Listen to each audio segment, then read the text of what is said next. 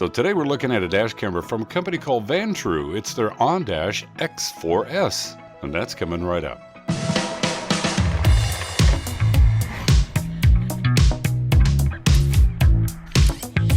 Now let's talk about some of the specs of this dash camera. It uses an OmniVision OS08A10 image sensor on the front camera and a Sony sensor on the rear camera.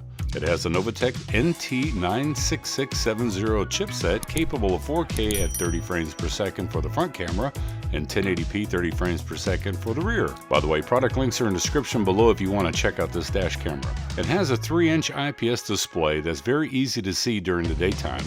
Uses a USB Type-C connection.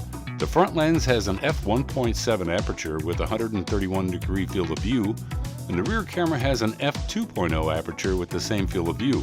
You can get the optional GPS unit, and I'll touch on that a little bit later. It uses a built-in supercapacitor for safety and better high temperature performance, and regarding temperature, it can operate from -4 degrees Fahrenheit up to 158 degrees Fahrenheit. It can take up to a 256 gigabyte micro SD card and has built-in Wi-Fi at 2.4 gigahertz or 5 gigahertz. So with that out of the way regarding the specs of this dash camera, now let's look at some of its video quality from the front camera in 4K and also some 2K samples, as well as low light night clips and an audio test.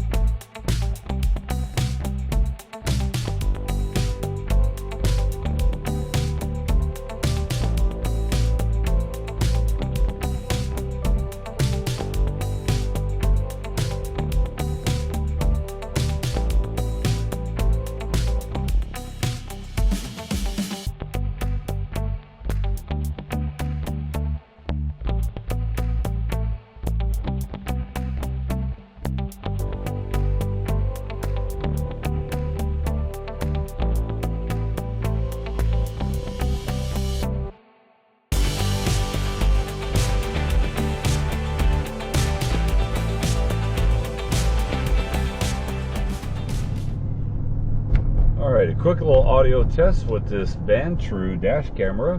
1, 2, 3, 4, 5. 1, 2, 3, 4, 5.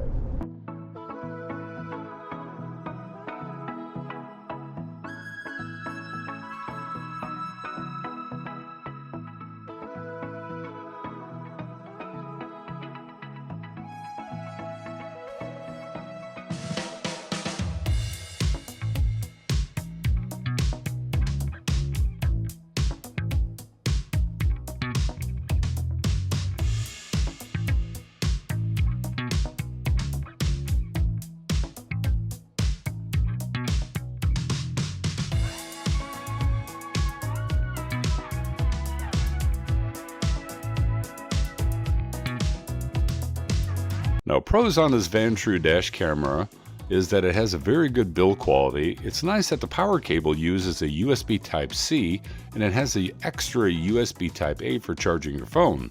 The suction mount is very strong and stays securely on your windshield. The rear IPS screen is bright and very easy to see.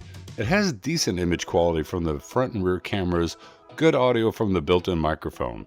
Now let's talk about some of the cons of this Vantrue dash camera. The bit rate is still a bit low for 4K on the front camera, coming in at only 28 megabits per second, and the rear camera comes in at 9 megabits per second.